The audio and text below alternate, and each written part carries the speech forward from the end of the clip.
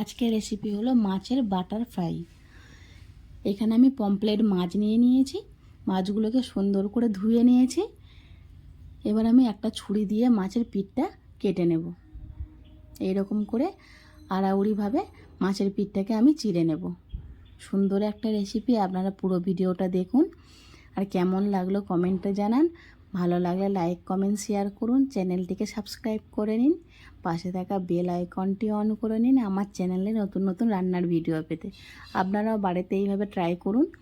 খুবই সহজ একটা রেসিপি, খেতেও খুবই ভালো লাগে। আর কেমন লাগলো কমেন্টে জানান। এইভাবে করে আমি সমস্ত মাছগুলো পিঠ কেটে নিয়েছি। এবার আমি দিয়ে দেব নুন, 1 চামচের মতো ভিনিগার। আপনারা ভিনিগারের পরিবর্তে 1 চামচ লেবুর রসও দিতে পারেন। দিয়ে আমি ভালো করে মাখিয়ে নেব। নিয়ে 1 ঘন্টার মতো রেস্টে রেখে দেব। আপনারা চাইলে 1 ঘন্টার জায়গায় 2 ঘন্টায়ও রেস্টে রেখে দিতে পারেন। এখানে আমি 1 ঘন্টার মতো রেস্টে রেখে দেব।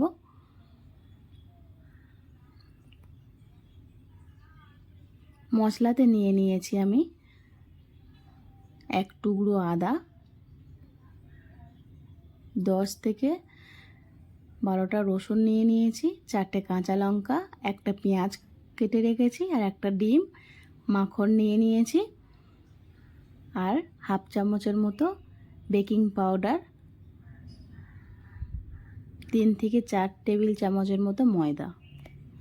আদা, রসুন, কাঁচা লঙ্কা আর পেঁয়াজটাকে আমি বেটে নেব। দেখুন এখানে বেটে নিয়েছি।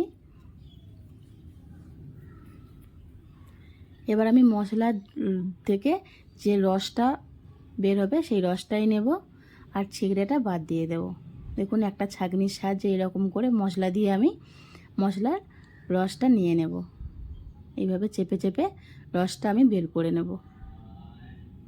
মাছটা আমি 1 ঘন্টা ভিজিয়ে রেখেছিলাম।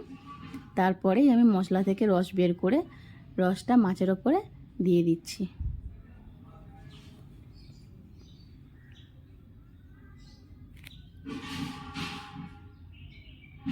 এই ছিগড়েটা আমি নেব না।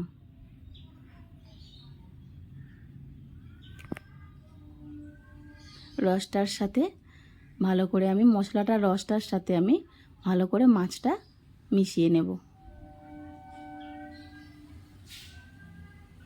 এবার আমি দিয়ে দেব বাটার। বাটারটা দিয়ে মাছটার সঙ্গে ভালো করে মাখিয়ে নেব।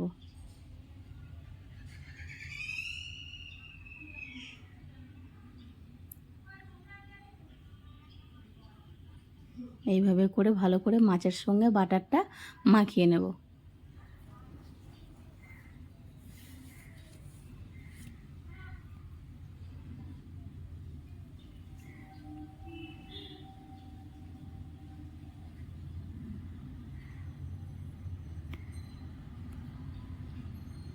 এবার আমি ময়দার ওপরে বেকিং পাউডার, নুন আর ডিম আর একটু জল দিয়ে একটা ঘন গোলা তৈরি করে নেব।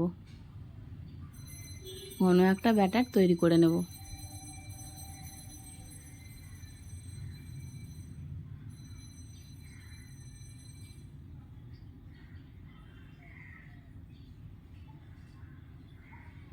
দেখুন এইরকম একটা ব্যাটার আমি তৈরি করে নিয়েছি। এই তেল গরম হয়ে গেছে। মাছগুলো এবার গলাতে এরকমভাবে ডুবিয়ে কড়াতে দিয়ে দেব, তেলের ওপরে দিয়ে দেব। একটা একটা করে মাছ গোলার মধ্যে ডুবিয়ে তেলে দিয়ে দেব।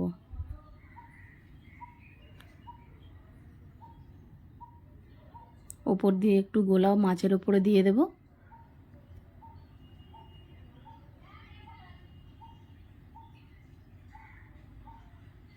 দিয়ে মাছগুলো আমি উল্টে পাল্টে লাল করে ভেজে নেব।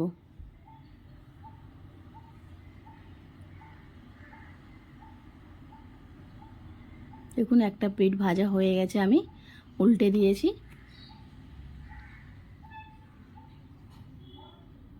মাছের দুটো পিঠই আমি লাল করে ভেজে নিয়েছি। এবার আমি নামিয়ে নেব।